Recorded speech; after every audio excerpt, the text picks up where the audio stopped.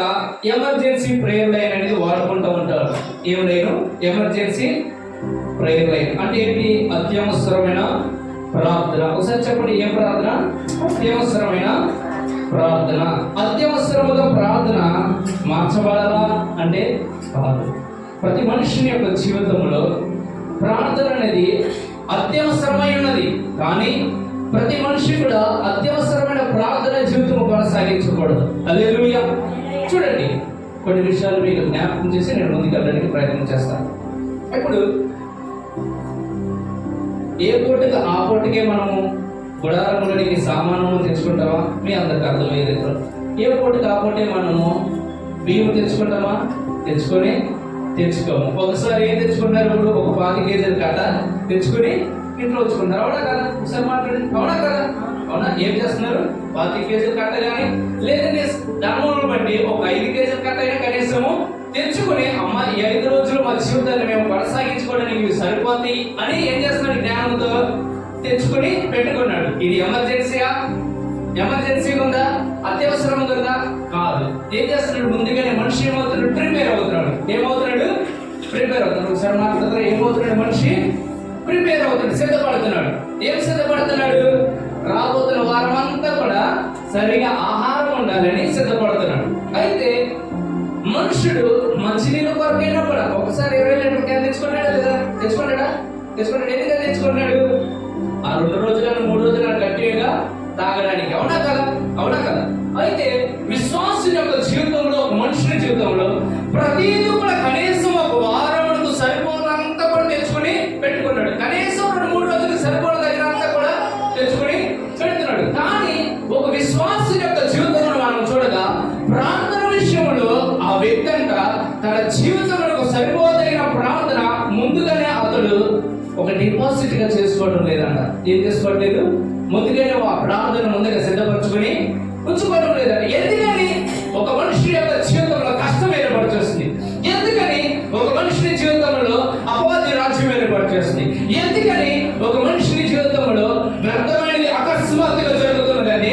ఎందుకనంటే విశ్వాసుని యొక్క జీవితంలో విశ్వాసి ప్రార్థనను కూడా అత్యవసరంగా మార్చుకున్నాడు. ఏ విధంగా మార్చుకున్నాడు? అత్యవసరంగా మార్చుకోవడం వల్ల ఏమవుతుంది? ఇప్పుడు చూడండి, జనరల్ గా మీకు ఏదైనా అనారోగ్యం కానీ ఏదైనా వచ్చింది అనుకోండి, హాస్పిటల్కి వెళ్ళడం కానీ మేము లెఫ్ట్ ఐసీయూలో తీసుకెళ్తారా? తీసుకెళ్ళరు. ముందర ఏం చేస్తారు? చెకప్లు అన్ని కూడా చేస్తారు. అవునా కదా? అన్ని ముందర ఏం చేస్తారు? చెక్ చేస్తారు. ఇతనికి పరిస్థితి ఏంటి? ఒకవేళ యాక్సిడెంట్ అయితే త్వరపడి ముందరగా ఐసీయూలో తీసుకెళ్తారు. కొంతమంది ఎలా తీసుకెళ్తారు? ముందుగా ఎమర్జెన్సీలోకి తీసుకుని వెళ్తారు. అవునా కదా? ఎప్పుడు ఎమర్జెన్సీలోకి తీసుకెళ్తారు? అకస్మాత్తు ఏదైనా జరిగితే వెంటనే ఎమర్జెన్సీలోకి తీసుకుని వెళ్తారు. ఏమని? ఉంటాడు పోతాడు అనేటువంటి పరిస్థితి ఎమర్జెన్సీలో ఉన్న వాడికి తీసుకెళ్తారు. విశ్వాసుల యొక్క జీవితంలో ఏమైపోయిందంటే, ఎందుకని అకస్మాత్తుగా జరిగే కార్యములు ఒక మనుషుల జీవితంలో జరుగుతున్నాయంటే, ప్రతి మనిషి కూడా ప్రార్థన చేస్తున్నాడు, మంచిదే. కానీ ఆ వ్యక్తి అంతా ప్రార్థించే కోణంలో సరిగా ప్రార్థన చేయకపోవడం బట్టి ఏదైనా ఉపద్రవం మీదకి రావడం కానీ ఆ ప్రార్థన వెంటనే ఏ విధంగా మార్చబడుతుంది అంటే అకస్మాత్తుగా అలాగే వెంటనే జరిగిపోవాలి ప్రభా ఈ కార్యము, వెంటనే కావాలి ప్రభా ఈ అద్భుతం అనేలాగా ప్రార్థన చేస్తున్నారు విశ్వాసి. అవునా కదా? అయితే ఏ విధంగా మన భక్తి జీవితాన్ని మనం ముందుకు కొనసాగించాలి? ఏ విధంగా మన ప్రార్థన జీవితాన్ని మనం ముందుకు కొనసాగించాలి? గత వారంలో ఆదివారమున వాక్యముతో మన ప్రార్థన జీవితంలో ముందుకు కొనసాగించాలని తెలియపరిచాను. ఈ రాత్రి కాల సమయంలో మన ప్రార్థనకు దేనిని చదవపరచాలో కూడా ఈ రాత్రి కాల సమయంలో తెలుసుకుందాం. యోధా రాసిన పత్రిక 1వ అధ్యాయం ఉంటుంది. అందులో యోధా రాసిన పత్రిక అందరూ కూడా సాధ్యమైతే ప్రకటన గ్రంథంలో ముందుగా ఉంటుంది. చివరి నుంచి 2వ తేదీ ప్రకటన గ్రంథం ముందుకు జరుగుతుంది. చూడండి, యోధా రాసిన పత్రిక 1వ అధ్యాయము 20వ వచనం. ఇక్కడ చూడండి, చాలా జాగ్రత్తగా నేను చదువుతున్నా. ప్రియులారా, మీరు విశ్వసించు అతి పరిశుద్ధమైన దాని మీద మిమ్మును మీరు కట్టుకొనచ్చు, పరిశుద్ధాత్మలో ప్రార్థన చేయొచ్చు, నిత్య జీవార్థమైన మన ప్రభువు యేసు క్రీస్తు కనికరము కొరకు కనిపెట్టుచు దేవుని ప్రేమలో నిలిచినట్టు. మనం ఒకసారి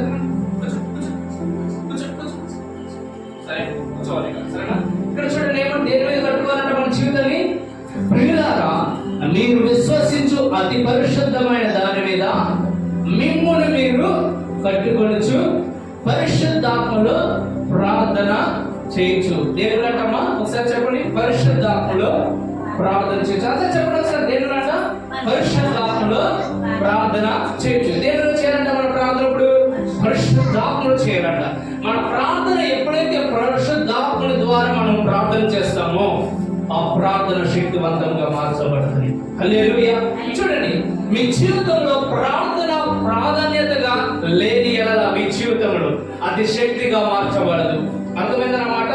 మీ జీవితంలో ప్రార్థన అనేది ప్రాధాన్యముగా, మంచి ప్రాధాన్యముగా కనుక మీరు తీసుకొని స్థితిలో ఉన్నట్లయితే మీ ప్రార్థన నెరవేర్పుగా మార్చబడిన స్థితిలో ఉండిపోతుందంట. అర్థమవుతుందా? ఇప్పుడు ఏం చేయాలి? మన ప్రార్థన ఏ విధంగా ఉండాలంట? ప్రాధాన్యముగా మార్చబడాలి. అంటే ఏంటి ప్రాధాన్యముగా? అంటే ఏంటి అర్థము? మనం చేసే ప్రార్థన మన జీవితంలో మనం వెతికే దానిలో ప్రధానముగా ఉండాలంట. హల్లెలూయా. అంటే ఏమిటి? మనం ముందుగా దేనికోసం వెతుకుతున్నాం? ఇప్పటి కాలంలో చూస్తే పడుకున్న కాడి నుంచి లేచి వరకు కూడా మనుషులు దేని కొరకు ఎదురు చూస్తున్నారంటే ధనము కొరకు ఎదురు చూస్తున్నాడు. అవునా కదా? ఎందుకంటే మనిషి యొక్క జీవితం కొనసాగింపబడాలని ధనము కావాలని ధనం కోసం ఎదురు చూస్తున్నాడు. అయితే మనిషి యొక్క జీవితంలో ఎప్పుడైతే ప్రార్థన ప్రాధాన్యతగా మార్చబడదో అప్పుడు మనిషిని జీవితంలో ప్రార్థన శక్తిగా మార్చబడదంట. అయితే ఇక్కడ ఏమంటున్నాడు దేవుడు? ఇక్కడ చాలా స్పష్టంగా మాట్లాడుతున్నాడు. మీ ప్రార్థనకు నేను జవాబును అనుగ్రహించాలని చూస్తున్నా, మీ ప్రార్థనకు నేను నెరవేర్పును జరిగించాలని చూస్తున్నా. అయితే మీ ప్రార్థన వట్టిగా చూస్తున్నారు, మీ ప్రార్థన నోటితో మామూలుగా చేస్తున్నారు. మీ ప్రార్థనకు ఏమి సహాయం కావాలి? మీ ప్రార్థన ఏ విధంగా చేయాలో తెలుసా మీకు? మీరు ప్రార్థన పరిశుద్ధాత్మ ద్వారా జరిగించాలి. హల్లెలూయా. ఎలా జరిగించాలంట? పరిశుద్ధాత్మని ద్వారా అంట. ఎందుకంట? పరిశుద్ధాత్మ మన ప్రార్థన, మనం ఎలా ప్రార్థన చేయాలో మనకు తెలియకపోవటం చూసాక పరిశుద్ధాత్మనే మనలో నుంచి సహాయం చేస్తారంట. హల్లెలూయా. రోమీయులకు రాసిన పత్రిక ఒకసారి చూడండి. రోమీయులకు రాసిన పత్రిక 8వ అధ్యాయం చూడండి. ఇక్కడ 26వ వచనం నుంచి చదువుతున్నా. అందరూ కూడా చాలా జాగ్రత్తగా వినండి. అటువలే ఆత్మయు మన బలహీనతను చూచి సహాయం చేస్తున్నాడు.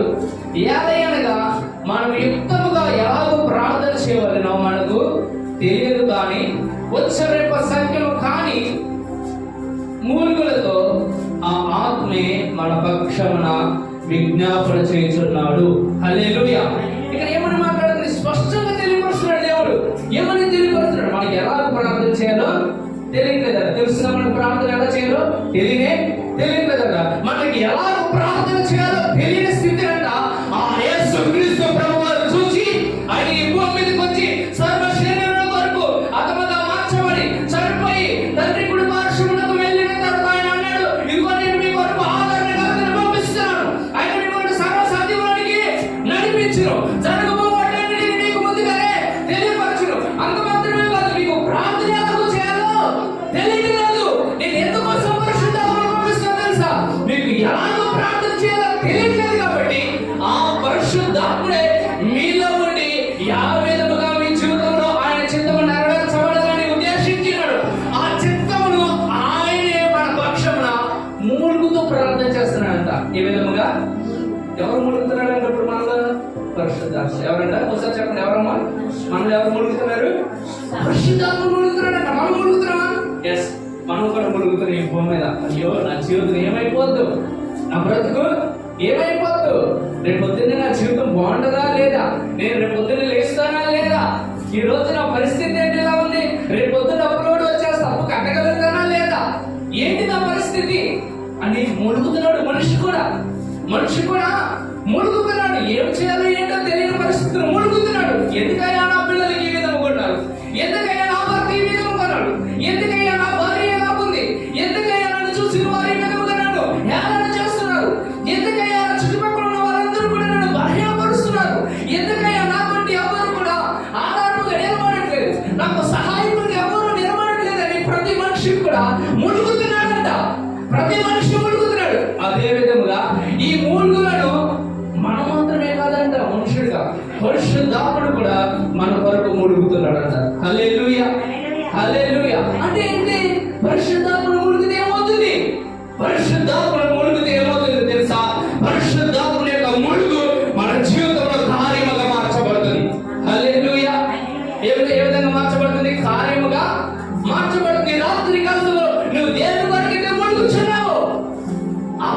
పరిశుద్ధాత్ముడు వినుచున్నాడు. నువ్వు కనుక పరిశుద్ధాత్ముడు కనుక నువ్వు సహాయం చేయడానికి కానివ్వండి, అయ్యా నువ్వు నా పక్షము నిలబడి ఉన్నావయ్యా, నువ్వు నాకు సహాయము చేయతండి. యేసుక్రీస్తు ప్రభు వారి భూమి మీద ఉన్న కాలంలో అంట ఒక మనిషి యేసుక్రీస్తు ప్రభు వారి దగ్గరకు వచ్చాడు.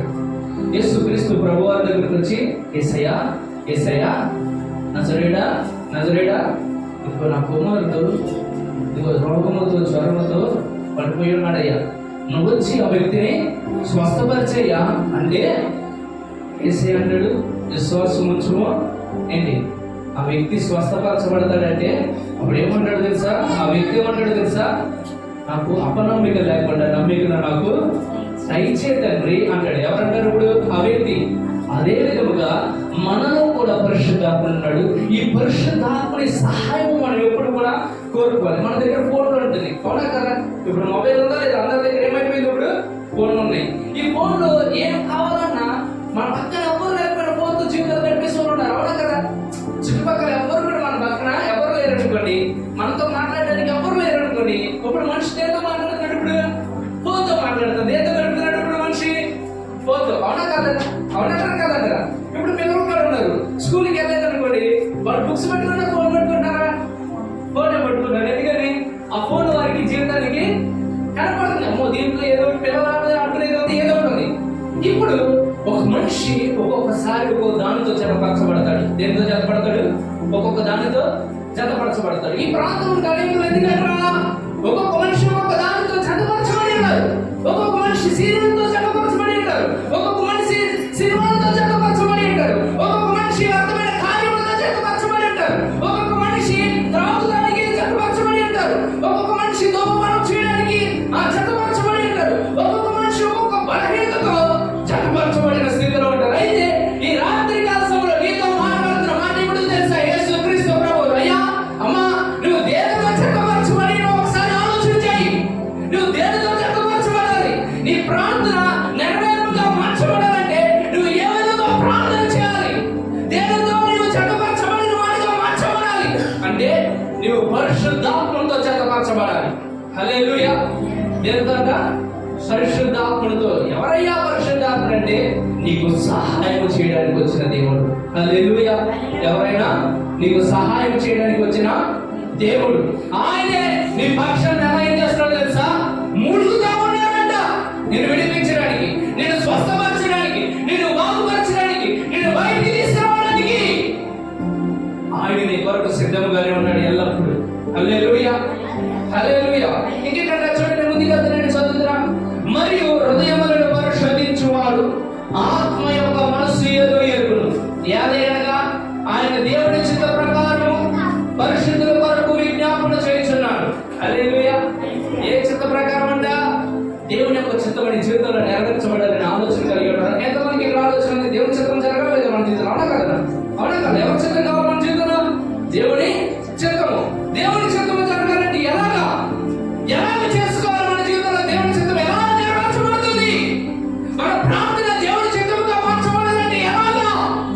మన జీవితంలో దేవుని చిత్తము ప్రార్థనగా మార్చబడాలంటే ఒకే ఒక ఆయుధము, ఆ ఆయుధమే పరిశుద్ధాత్మ దేవుడు.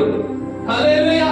ఆ పరిశుద్ధాత్ముని మనలో ఉన్నాడన్న సంగతి మనం గమనించాలి, గ్రహించాలి. ఆ పరిశుద్ధాత్ముడు మనకు సహాయం చేస్తున్నాడని గమనంలోనికి రావాలి. ఆ పరిశుద్ధాత్ముడు మనలోని మనకు సహాయం చేస్తున్నాడన్న గమనంలోనికి వచ్చి మనం పరిశుద్ధాత్ముడితో సహాయం చేయాలి ఈ లోకంలో. హల్లెలూయా. ఎప్పుడైతే పరిశుద్ధాత్ముడి మనకు సహాయకుడిగా మనం తీసుకునే, పరిశుద్ధాత్ముడా నాకు సహాయం చేయ, జరగబోయేటిని నాకు తెలియపరిచేయ, నన్ను ఆదరించేయ, నన్ను ముందుకు నడిపించేయ అని ఎప్పుడైతే నువ్వు పరిశుద్ధాత్ముడితో సహవాసం చేస్తావో ఆ సహవాసం కాస్త దేవుని చిత్తముగా మార్చబడుతుంది. హల్లెలూయా. ఏ విధంగా మార్చబడుతుంది? దేవుని చిత్తముగా. హల్లెలూయా. అప్పుడేమన్నాడు? దేవుని ప్రేమించు వారికి, అనగా ఆయన సంకల్పము చొప్పున పిలువబడిన వారికి మేలు కలుగుటకై సమస్తమును సమకూడి జరుగుచున్నవని ఎరుగుదుము. హల్లెలూయా. ఇక్కడ చూడండి, చాలా మంది ఏమనుకుంటారు? మనం దేవుని ప్రేమిస్తాం కదా, ఆయన సంకల్పంలో ఉన్నాం కదా, ఆయన చిత్తంలో ఉన్నాం కదా, ఆయనే మనకు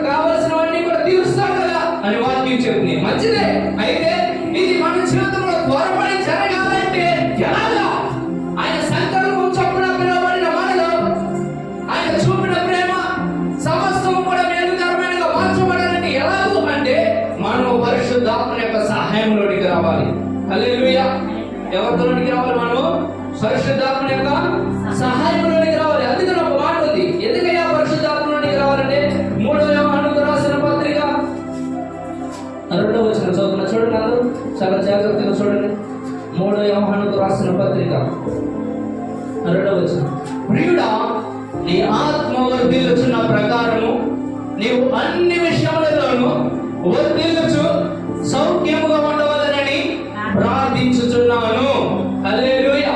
ఒక మనిషి యొక్క జీవితంలో సమస్తము కూడా వర్ధిల్లాలంటే, నువ్వు వెతుకుతున్న సమస్తము కూడా వర్ధిల్లాలంటే, నువ్వు దేని కొరకైతే చూస్తున్నావో అవన్నీ కూడా నెరవేర్పుగా మార్చబడాలంటే, నువ్వు దేనిలో వర్ధిల్లాలంటే ముందుగా ఆత్మయందు వర్ధిల్లాలి. దేని యందు? ఆత్మయందు. ఆత్మలో నీవు ఎప్పుడైతే వర్ధిల్లుతావో, అనగా ఆత్మతో నీవు ఎప్పుడైతే సహవాసం చేస్తావో, నీలో ఉన్నవాడు లోకములో ఉన్నవాడికంటే గొప్పవాడని నీవు ఎప్పుడైతే నమ్ముతావో, అప్పుడు ఆ ఆత్మ నీలో వర్ధిల్లి నీకు అన్నిటి కూడా సహాయం చేసి నీకు అన్ని కూడా సమృద్ధిగా తీసుకొస్తాడట. హల్లెలూయా. ఈ రోజు నుంచి ఎవరితో మనం సహవాసం చేయాలి? పరిశుద్ధాత్మతో. ఎవరితో? పరిశుద్ధాత్మ. నేను చెప్తున్నా, నేను ఆశామాషని చెప్పట్లా, నా అనుభవం నుంచి చెప్తున్నా ఈ మాట. మీరు ఎక్కడికైనా వెళ్ళండి, ఏ పరిస్థితులైనా ఉండండి, ఎలాంటి స్థితులైనా ఉండండి, మీరు ఒంటరిగా ఉండండి, ఎవరు లేని స్థితులైనా ఉండండి, మీరు కనుక మీ హృదయం మీద చేతులు ఉంచుకొని, పరిశుద్ధాత్ముడా, అయ్యా నాకు సమాధానం లేదయ్యా, నాకు సమాధానం కలిగించే, నాకు ఏం చేయాలో తెలియలేదయ్యా, నాతో మాట్లాడయ్యా, నీ చిత్తం ఏదో నాకు తెలియవచ్చయ్యా, నాకు సహాయం చేసి ఏ విధంగా ప్రార్థన చేయాలో సహాయం చేయ అని కనుక మనం మాట్లాడితే పరిశుద్ధాత్ముడు వెంటనే మనకు సహాయం చేస్తాడు. హల్లెలూయా. ఎవరు సహాయం చేస్తారు? పరిశుద్ధాత్ముడు. పరిశుద్ధాత్ముడు కనుక నీవు మర్చిపోతే నీ జీవితంలో చాలా అంటే చాలా తీవ్రమైన పరిస్థితులను ఎదుర్కొనే అవకాశం ఉన్నదంట. కనుక నీవు ఖచ్చితంగా పరిశుద్ధాత్ముడు నువ్వు అనుదినము కూడా తప్పనిసరిగా ప్రార్థన చేయాలి. హల్లెలూయా. ఇంకేమన్నాడు చూడండి, ఇంకా కొన్ని వచనాలు చూపిస్తా. పరిశుద్ధాత్ముడు ఏ విధంగా మనం ముందుకు రాష్ట్ర 6వ అధ్యాయం 18వ వచనం, మరి 17వ వచనం గురించి, మరియు రక్షణ శిరస్త్రావణమును దేవుడి వాక్యమును ఆత్మగర్భమును ధరించుకొని ఆత్మ వలన ప్రతి సమయమందును ప్రతి విధమైన ప్రార్థనను విజ్ఞాపనను చేయొచ్చు ఆ విషయమైన సమస్త పరిశుద్ధుల నిమిత్తము పూర్ణమైన పట్టుదలతో విజ్ఞాపన చేయొచ్చు మెలకువగా ఉండి. ఇక్కడ శ్రేష్టమైన మాట, ఆత్మ వలన ప్రతి సమయమందును ప్రతి విధమైన ప్రార్థన. ఏ ప్రార్థన అంట? ప్రతి విధమైన ప్రార్థన. ఏ సమయం అంట? ప్రతి సమయమందును. నీ ప్రార్థన ప్రతి సమయమందు కనుక నువ్వు ప్రార్థన చేయడానికి ఇష్టం కలిగి ఉన్నట్లయితే, నీ జీవితంలో ప్రతి విధమైన వాటి కొరకు నువ్వు ప్రార్థన చేయాలనుకుంటున్నట్లయితే, నీ ప్రార్థనలో ఏమి చెప్పవచ్చానంట? ఆత్మను. ఏంటి? ఆత్మను. అందుకే ఉన్నాడు ఇక్కడ, ఆత్మ వలన ప్రతి సమయమందును ప్రతి విధమైన విజ్ఞాపన చేయొచ్చు. హల్లెలూయా. హల్లెలూయా. కనుక ఖచ్చితంగా నీ జీవితంలో ఎవరు కావాలయ్యా? ఈ రాత్రి కాలం నీ ప్రార్థన నెరవేర్పుగా మార్చబడాలండి. ఏ విధంగా చేయాలి నీ ప్రార్థన? ఏ విధంగా నీ ప్రార్థన మార్చబడాలి అంటే పరిశుద్ధాత్మని సహాయం చేత నీ ప్రార్థన విజయవంతంగా మార్చబడుతుంది. హల్లెలూయా. హల్లెలూయా. ఎవరు కావాలి రాత్రి మన జీవితానికి? పరిశుద్ధాత్మ. ఎవరు కావాలి? అప్పుడు ఏం జరుగుతుంది తెలుసా? క్రిస్టియన్ రాష్ట్ర పత్రిక చూడండి 3వ అధ్యాయము 20వ వచనం, మనలో కార్య సాధకమగు తన శక్తి చొప్పున మనము అడుగు వాటి కంటేను ఊహించు వాటి కంటేను అత్యధికంగా చేయగలిగిన దేవునికి క్రీస్తు యేసు మూలంగా సంఘములో తరతరములు సదాకాలము మహిమ కలుగును గాక. ఆమేన్. కాబట్టి మీరు సమాధానము బంధము చేత ఆత్మ కలిగించు ఐక్యమును కాపాడుకొనుడి యందు శ్రద్ధ కలిగి వారై ప్రేమతో ఒకరినొకరు సహించుడి. హల్లెలూయా. ఇక్కడ చాలా స్పష్టంగా మాట్లాడుతుంది. ఆత్మతో కనుక మనం ప్రార్థన చేయగలిగితే అప్పుడు ఏమవుతుంది తెలుసా? మనలో ఒక శక్తి కార్య సాధకంగా మార్చబడుతుందట.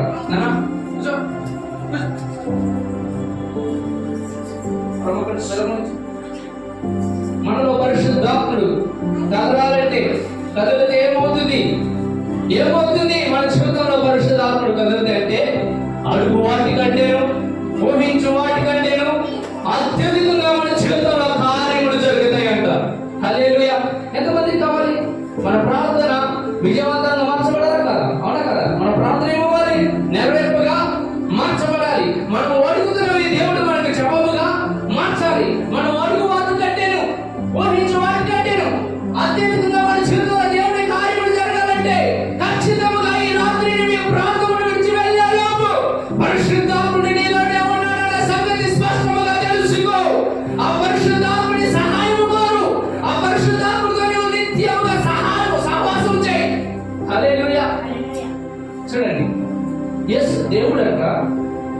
ఈ భూమి మీద నరుని సృష్టించడా లేదా? ఆదాముని అవ్వని సృష్టించాడు. ఎక్కడ? ఏదైనా వనములు దేవుడంట ఆదామును అవ్వని సృష్టించాడంట. సృష్టించిన తర్వాత అనుదినం కూడా దేవుడు ఏం చేస్తున్నాడు తెలుసా? వారితో సహవాసం చేస్తున్నాడంట. ఏం చేస్తున్నాడు? సహవాసము చేస్తున్నాడంట. డైలీ వస్తున్నాడు, ప్రతిరోజు వచ్చి ఆదామా ఎక్కడున్నావు ఏంటి అని ప్రతి బాగోగు విషయాలన్నీ కూడా కనుక్కుంటా ఉన్నాడంట. ఎవరు? దేవుడు. ఎవరమ్మా? దేవుడు. ప్రతిరోజు కనుక్కుంటా ఉన్నాడంట. ఒక రోజు వచ్చి అపవాది చేత మోసగింపబడ్డాడు. సరే, అపవాది చేత మోసగింపబడ్డాడు.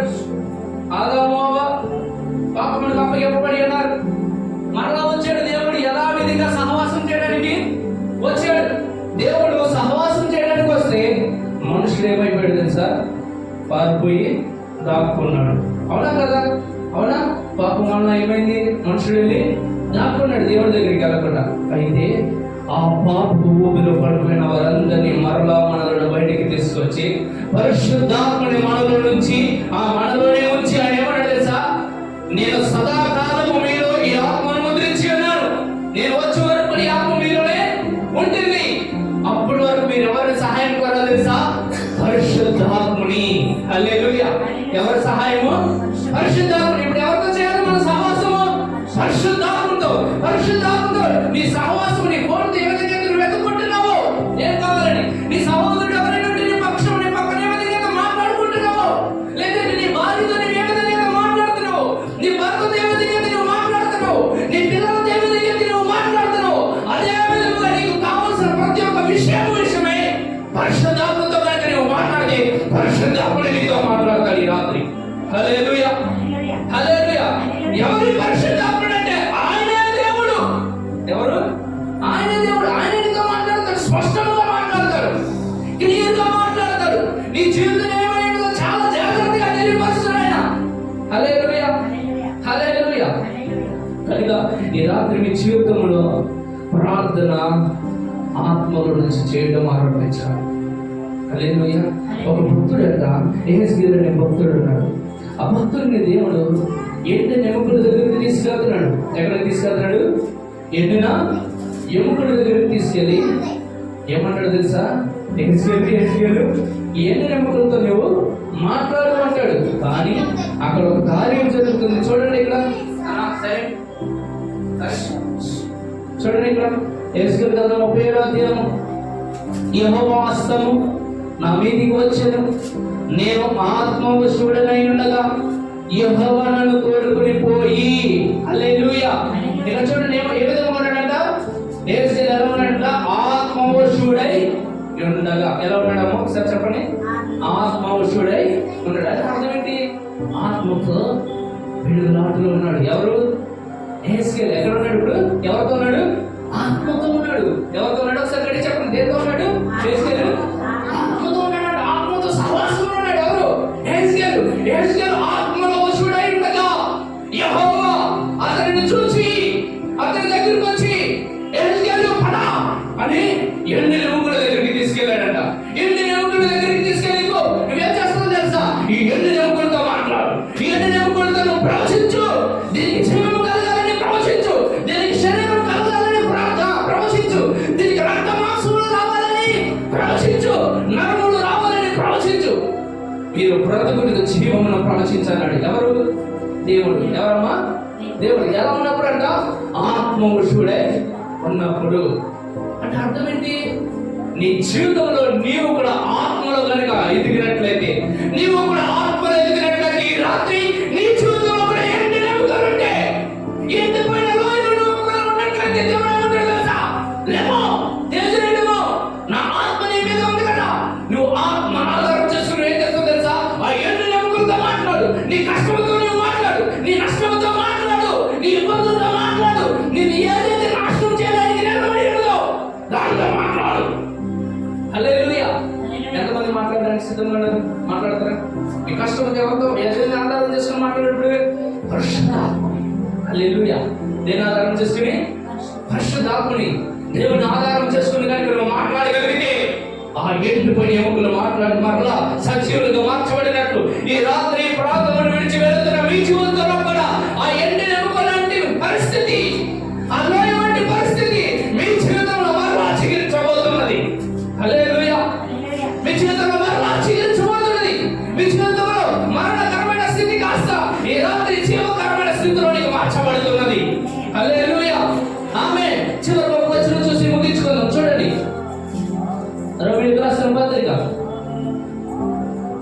రోమిలకు రాసిన పత్రిక